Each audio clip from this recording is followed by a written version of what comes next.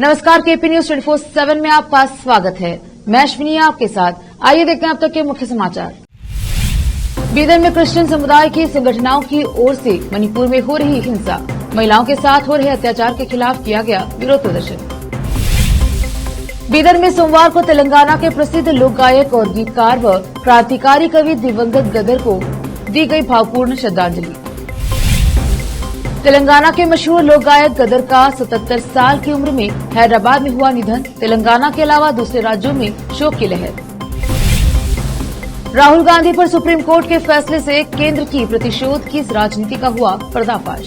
सामना में मोदी सरकार पर बोला गया हमला। जम्मू कश्मीर में 31 सप्ताह की कड़ी ट्रेनिंग पूरी करने के बाद अग्निवीरों का पहला बैच हुआ तैयार। आज यूपी विधानसभा के मानसून सत्र के दौरान अखिलेश यादव ने मणिपुर हिंसा पर मुख्यमंत्री योगी को घेरा।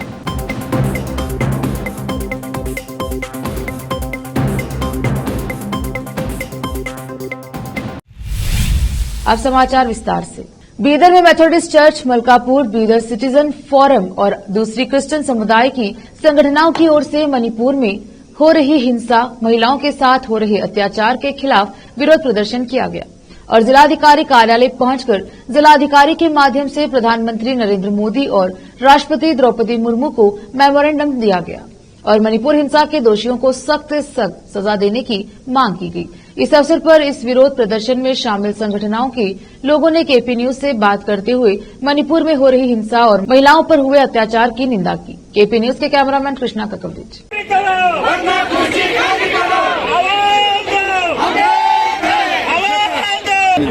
आपके माध्यम से मैं केंद्र सरकार को आज हमारे बीदर के सिटीजन फोरम के तरफ से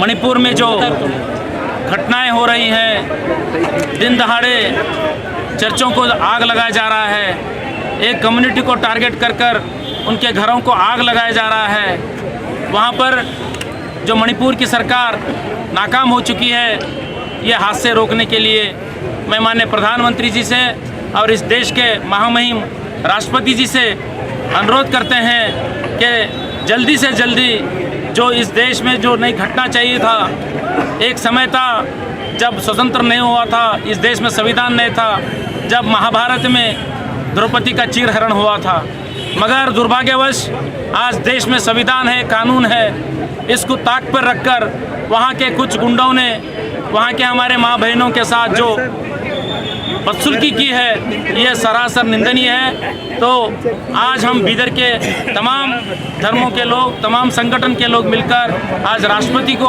हमने एक मेमोरेंडम दिया है, वहाँ पर मणिपुर में जल्दी से जल्दी शांति बहाल हो और मणिपुर की सरकार वजह कर वहाँ पर राष्ट्रपति शासन लागू करने के लिए आज हमने बीदर के जिला एडमिनिस्ट्रेटर की तरफ से हमने मनवी दिया है, मेमोरेंडम दिया है। तो मैं आपके माध्यम से अनुरोध करता हूं कि देश में सभी महिलाओं की सुरक्षा की गारंटी आदरणीय मोदी जी लेना चाहिए, क्योंकि एक राज्य सरकार विफल होती है तो केंद्र के गृह मंत्री श्री अमित शाह जी और केंद्र के सम्मान्य मोदी जी और इस देश के सर्वोच्च पद पर जो आज विराजमान है द्रौपदी मुर्मू जी, उन्होंने इस विषय को बहुत ही गंभीरता से लेकर जल्दी से जल्दी कार्रवाई करें। धन्यवाद। अनिल कुमार बेलदार, मैं इस सिटीजन फोरम का सदस्य और सेव कॉन्स्टिट्यूशन कमेटी का स्टेट जनरल सेक्रेटरी।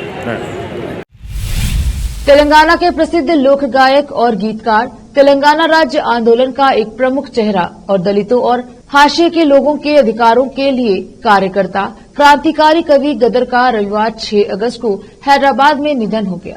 गदर के निधन के पीछे उनका पिछले काफी समय से चला आ रहा खराब स्वास्थ्य बताया जा रहा है। प्रसिद्ध गायक ने 77 साल की उम्र में दुनिया को अलविदा कह दिया। वह 1980 के दशक के दौरान और बाद में तेलंगाना राज्य आंदोलन के दौरान अपने क्रांतिकारी गीतों के लिए लोकप्रिय थे। गदर के निधन पर जहां तेलंगाना भर में शोक की लहर है, वहीं बीदर में भी उनके प्रशंसकों की ओर से उन्हें श्रद्धांजलि दी गई। बीदर के अम्बेडकर सर्किट पर दलित संगठन वकोटा बीदर की ओर से गदर के चित्र पर पुष्पमाला डालकर भावपूर्ण श्रद्धांजलि अर्पित की गई। इस अवसर पर दलित संगठन वकोटा के अधिकारी व सदस्य के अलावा बीदर के प्रसिद्ध उर्दू शायर मकसूद अली मकसूद और सलीम चिकन, मोहम्मद इस्माइल और दूसरे उपस्थित रहे। इस अवसर पर उपस्थित लोगों ने क्रांतिकारी कवि गदर के कार्यों की सराहना की और गदर अमर है के नारे भी लगाए। इस अवसर पर बाबूराव हुड्डा ने केपी न्यूज से बात की। केपी न्यूज के कैमरामैन कृष्णा का कवरेज। का बहुत इम्पोर्टेंट था उनका। अभी 5-6 साल तो जिंदा रहे तो जो इंडिया में जो भी दंगा फसाद हो रहे उसके खिलाफ में हमको मार्गदर्शन देते थे। गद्दार साहब एक ऑर्डिनरी घर से आए तो 7 साल तो कहाँ पर भी अन्याय होता है दलित और माइनॉरिटी के लोगों पर या किसी कौम फैसिज्म के बारे में अन्याय होते उस वक्त सबसे आगे रहते थे। गद्दार साहब अब नहीं रहने से हमारा मूवमेंट थोड़ा मार पड़ता है। उसी साथ गद्दार साहब जो है ना ये ओनली कम्युनिस्ट नहीं है, उसके साथ अम्बेडकरवाद भी अपने साथ लिए थे। इसलिए इस दुनिया में या इधर हमारे इंडिया में जो भी चल रहा है, जो फिरके परिस्थिति का नाम से, देशभक्तों के नाम से, ये देश के गद्दार जो है ना चेयर पर आए, फैसिज्म चेयर पर है।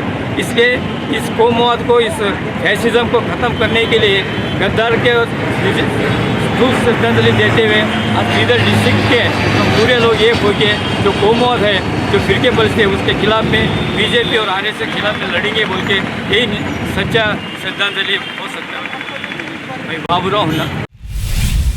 तेलंगाना के प्रसिद्ध लोक गायक और गीतकार, तेलंगाना राज्य आंदोलन का एक प्रमुख चेहरा और दलितों और हाशिए के लोगों के अधिकारों के लिए कार्यकर्ता, क्रांतिकारी कवि गदर का रविवार 6 अगस्त को हैदराबाद में निधन हो गया।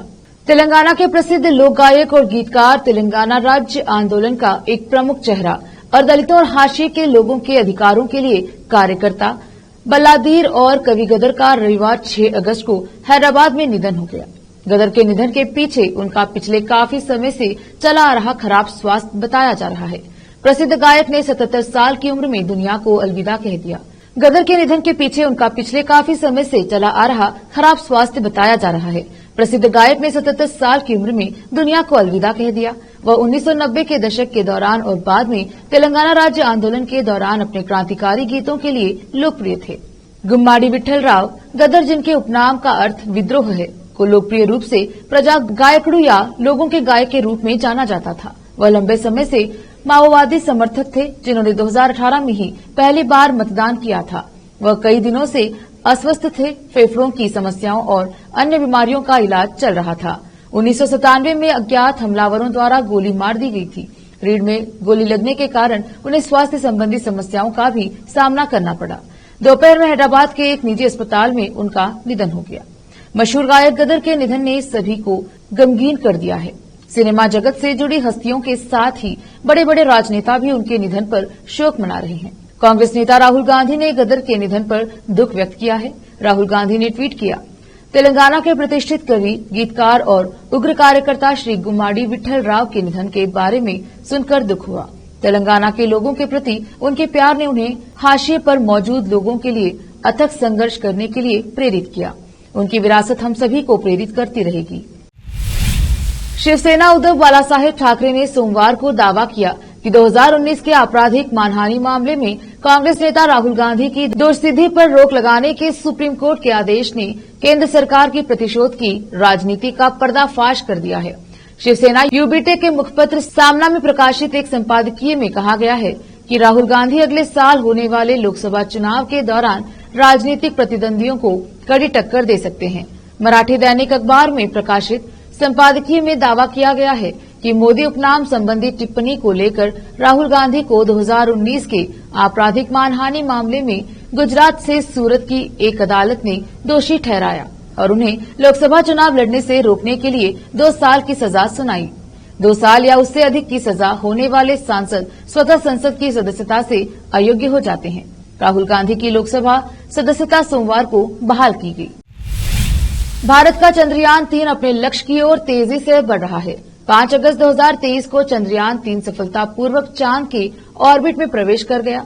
अब इसने पास जाकर चांद की खूबसूरत तस्वीरें साझा की हैं।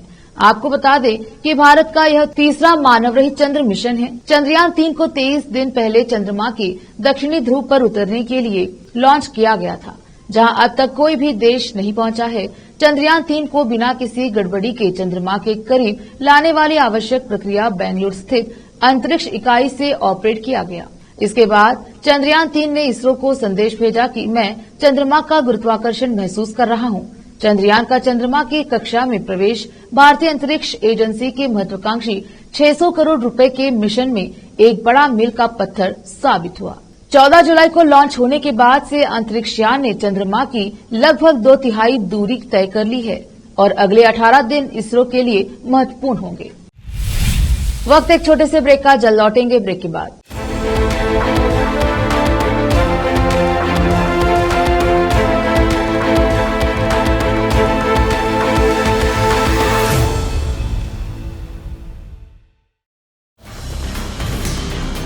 हिंदुस्तान के हर कोने में हम हैं मौजूद। 24 घंटे हालात पर गहरी नजर, खबरों से जुड़े चुपते सवालात और आपको दिखाता है धार्मिक, सामाजिक, राजनीतिक, लोकल और इंटरनेशनल न्यूज की सबसे बेहतर कवरेज जो आपको रखती है हर पल बाखबर। देश और दुनिया भर की खबर के लिए देखते रहें KP news 24/7। Noor education trust Bidar की ओर से चलाए जाने वाला Noor MEd and BEd college Bidar, recognised by NCTE Delhi and affiliated to Gulbarga University, Gulbarga. Admission are open for the academic year 2022-23. विशेषज्ञ और सक्षम शिक्षकों द्वारा शिक्षा प्राप्त करने के लिए नूर एमएड एंड बीएड कॉलेज में दाखिला लें और शांत वातावरण में शिक्षा प्राप्त करें। बीदर शहर में बेहतर शिक्षा का एकमात्र केंद्र Noor MEd and BEd college, Shahpur gate, Bidar. Phone numbers 9945283920, 8482221297। शहर बीदर में अनमोल ग्रुप ऑफ रेस्टोरेंट्स की ओर से रॉयल अनमोल फैमिली रेस्टोरेंट और अनमोल रेस्टोरेंट के जरिए लोगों को स्वादिष्ट खानों के जरिए बेहतरीन सेवाएं प्रदान करने के झंडे गड़ने के बाद अनमोल रेस्टोरेंट के मालिकों ने अब शहर बीदर के लोगों की सेवा के लिए कदम आगे बढ़ाते हुए अब शहर बीदर के सबसे व्यस्त इलाके में एक शानदार फंक्शन हॉल अनमोल पैलेस बनाया है। शहर के हैदराबाद रोड पर स्थित ये शानदार अनमोल पैलेस फंक्शन हॉल अपने बेहतरीन लोकेशन, बेहतरीन वातावरण और अपनी खूबसूरती के कारण सबके आकर्षण का केंद्र बन गया है। यहाँ पर खूबसूरत हॉल, दूल्हा दुल्हन के लिए खूबसूरत स्टेज, खुला और हवादार डाइनिंग हॉल उपलब्ध है और साथ ही यहाँ पर अलहदा वेस्ट सेक्शन और वीआईपी सेक्शन भी मौजूद है। अपने बच्चों की शादी, वलीमा और दूसरे फंक्शंस के लिए आज ही दौड़े चले आइए। याद रखिए, अपने सभी प्रकार के फंक्शंस को यादगार बनाने का केंद्र है प्रोप्रिएटर अब्दुल खालिद और मोहम्मद बशारत अहमद की शानदार पेशकश अनमोल पैलेस फंक्शन हॉल। यहाँ पर बुकिंग शुरू हो गई है, फौरन आइए और फंक्शन हॉल बुक करवाइए। Address near APMC vegetable market, Hyderabad road, Bidar 585403। Booking करने और अधिक जानकारी के लिए इस नंबर पर संपर्क करें 8310357864। ब्रेक के बाद स्वागत है आपका, देखते हैं आगे के समाचार। जम्मू और कश्मीर लाइट इन्फेंट्री रेजिमेंट के अग्निवीरों के पहला बैच पूरी तरह से तैयार हो गया है। देश की रक्षा के लिए अग्निवीरों ने 5 अगस्त 2023 को अपना कठोर ट्रेनिंग पूरा किया। इस ऐतिहासिक मौके पर जेएके एलआई रेजिमेंटल सेंटर के नोग्राम ऑडिटोरियम में एक भव्य समारोह का आयोजन किया गया। इसमें अग्निवीरों के माता पिता और शिक्षक भी शामिल रहे, जिन्होंने उन्हें ट्रेनिंग की 31 सप्ताह लंबी ट्रेनिंग में एक युवा से भारतीय सेना के मजबूत, आत्मविश्वासी और युद्ध के लिए तैयार सैनिक बनने में मदद की। इस दौरान वर्दी पहनकर गर्व से जेएके एलआई प्रतीक चिन्ह चमकाते हुए उत्साहित अग्निवीर अपने चुनौतीपूर्ण करियर की शुरुआत करने और अपनी मातृभूमि की रक्षा करने के लिए तैयार नजर आए। अग्निवीरों ने 1 जनवरी 2023 को अपना प्रशिक्षण शुरू किया। उनके 31 सप्ताह के प्रशिक्षण ने उनकी शारीरिक फिटनेस और सहनशक्ति के अलावा उन्हें मानसिक रूप से मजबूत बनाया है और उन्हें युद्ध में जीत हासिल करने में सक्षम होने के लिए गुर सिखाए गए हैं। जम्मू कश्मीर से अनुच्छेद 370 हटाए जाने के केंद्र के फैसले को 4 साल हो गए हैं। 5 अगस्त 2019 में इसे हटाए जाने के बाद राज्य में शांति, विकास, और समृद्धि बढ़ने का भारतीय जनता पार्टी दावा कर रही है। जम्मू कश्मीर के उपराज्यपाल मनोज सिन्हा ने भी कहा है कि आज जम्मू कश्मीर में खौफ का माहौल नहीं है और जिनके हाथों में कल पत्थर थे, आज उन हाथों में कंप्यूटर है। मनोज सिन्हा ने पाकिस्तान को निशाने पर लेते हुए कहा कि सीमा पर घुसपैठ में कमी आई है और पड़ोसी को कश्मीर का विकास पच नहीं रहा। आतंकवाद के खिलाफ कड़ी कार्यवाही हो रही है। वही टारगेट किलिंग के लिए उन्होंने अलगाववादियों की हताशा को जिम्मेदार ठहराया है। पूर्व कांग्रेस नेता गुलाम नबी आजाद के नेतृत्व वाली डेमोक्रेटिक प्रोग्रेसिव आजाद पार्टी डीपीएपी को सोमवार 7 अगस्त को बड़ा झटका लगा। डेमोक्रेटिक प्रोग्रेसिव आजाद पार्टी डीपीएपी के कई नेता पार्टी छोड़ कांग्रेस में शामिल हो गए, जिसे लेकर कांग्रेस महासचिव जयराम रमेश ने गुलाम नबी आजाद पर निशाना साधा। जयराम रमेश ने ट्वीट कर कहा कि आज सुबह डीएपी, डीएसपी, यरिंग आजाद पार्टी के 21 नेता फिर से कांग्रेस में वापस आ गए, जिनमें गुलाम नबी आजाद की ओर से मेरे खिलाफ मानहानि का केस करने वाला एक नेता भी शामिल है। यूपी विधानसभा का मानसून सत्र आज यानी 7 अगस्त सोमवार को शुरू हो गया है। आज सत्र के पहले दिन मणिपुर हिंसा के मुद्दे को लेकर हंगामे के साथ कार्यवाही शुरू हुई।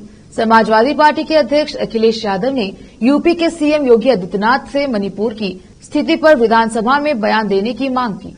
सपा अध्यक्ष अखिलेश यादव ने यूपी विधानसभा के मानसून सत्र के पहले दिन बोलते हुए कहा, चाहे वह अमेरिका हो या यूरोप, धरती पर कोई जगह नहीं बची है जहां मणिपुर की घटना की आलोचना नहीं की गई है। इसके आगे उन्होंने कहा कि उनकी पार्टी चाहती है सदन के नेता मणिपुर में हुई हिंसा की घटना पर बयान दें। अलीगढ़ के एक कारीगर ने अयोध्या के राम मंदिर के लिए 400 किलो का ताला बनवाया है। मीडिया रिपोर्ट्स की माने तो अगले साल 2024 जनवरी में भक्तों के लिए मंदिर के द्वार खुलने की उम्मीद है। भगवान राम के एक भक्त ने सत्य प्रकाश शर्मा ने दुनिया का सबसे बड़ा हस्त निर्मित ताला तैयार किया है, जिसे बनाने में महीनों तक मेहनत लगी है। इस ताले को सत्य प्रकाश शर्मा साल के अंत में राम मंदिर प्रबंधन को उपहार में देने की योजना बना रहे हैं। आपको बता दें कि सत्य प्रकाश शर्मा पेशे से एक कारीगर हैं। राम जन्मभूमि तीर्थ क्षेत्र ट्रस्ट के एक पदाधिकारी ने कहा है कि उन्हें बड़ी संख्या में भक्तों से प्रसाद मिल रहा है और उन्हें यह देखना होगा कि ताले का उपयोग कहां किया जा सकता है। ताला कारीगर सत्य प्रकाश ने कहा कि उनके पूर्वज 1 सदी से भी अधिक समय से हस्त निर्मित ताला बनाते आ रहे हैं। वो 45 वर्षों से अधिक समय से ताला नगरी अलीगढ़ में तालों को पीटने और चमकाने का काम कर रहे हैं। वक्त एक और छोटे से ब्रेक का, जल्द लौटेंगे ब्रेक के बाद।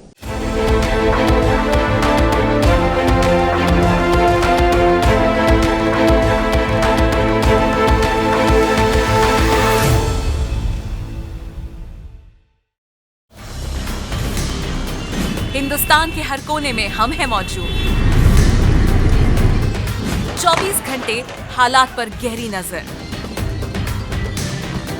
खबरों से जुड़े चुपते सवालात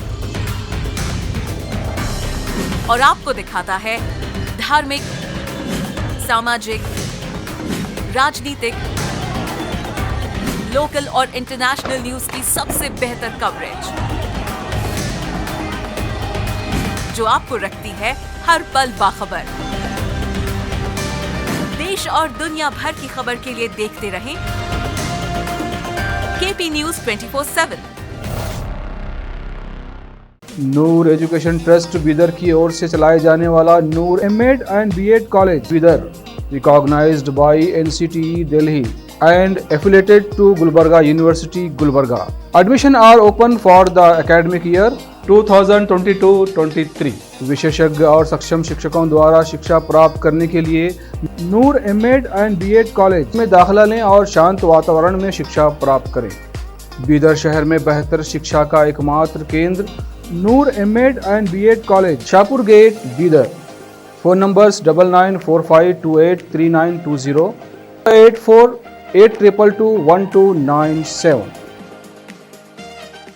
शहर बीदर में अनमोल ग्रुप ऑफ रेस्टोरेंट्स की ओर से रॉयल अनमोल फैमिली रेस्टोरेंट और अनमोल रेस्टोरेंट के जरिए लोगों को स्वादिष्ट खानों के जरिए बेहतरीन सेवाएं प्रदान करने के झंडे गड़ने के बाद अनमोल रेस्टोरेंट के मालिकों ने अब शहर बीदर के लोगों की सेवा के लिए कदम आगे बढ़ाते हुए अब शहर बीदर के सबसे व्यस्त इलाके में एक शानदार फंक्शन हॉल अनमोल पैलेस बनाया है। शहर के हैदराबाद रोड पर स्थित ये शानदार अनमोल पैलेस फंक्शन हॉल अपने बेहतरीन लोकेशन, बेहतरीन वातावरण और अपनी खूबसूरती के कारण सबके आकर्षण का केंद्र बन गया है।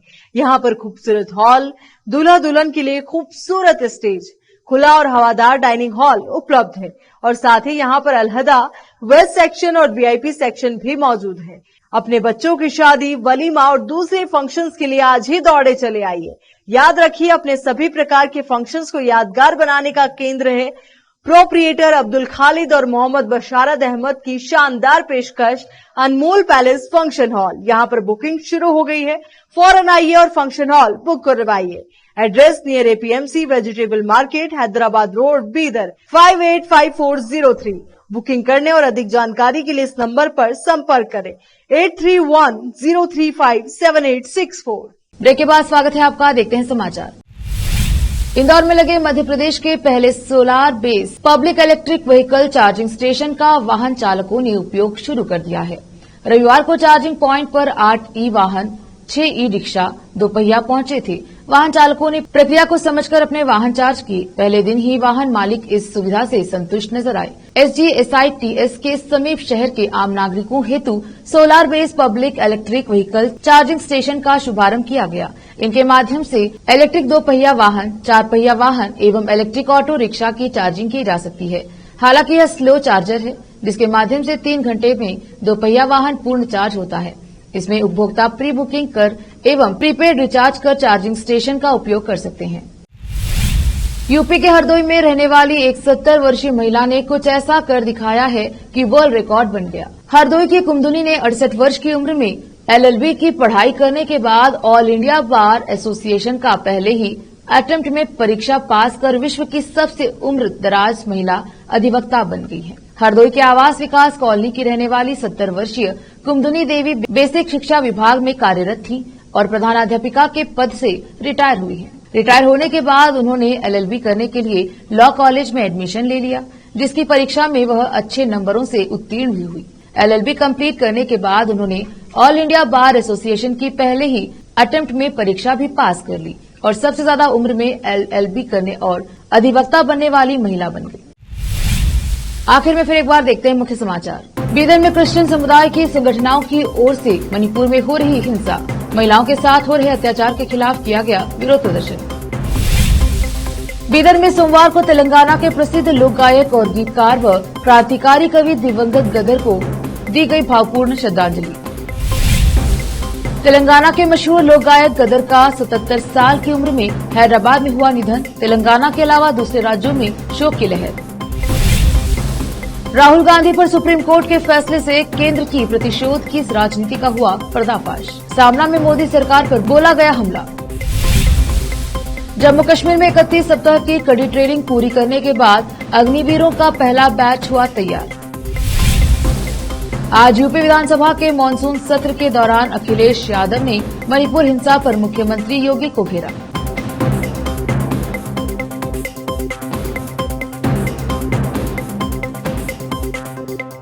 केपी न्यूज में अब तक के लिए इतना ही। देश प्रदेश के समाचारों के लिए देखते रहिए केपी न्यूज 24/7। धन्यवाद।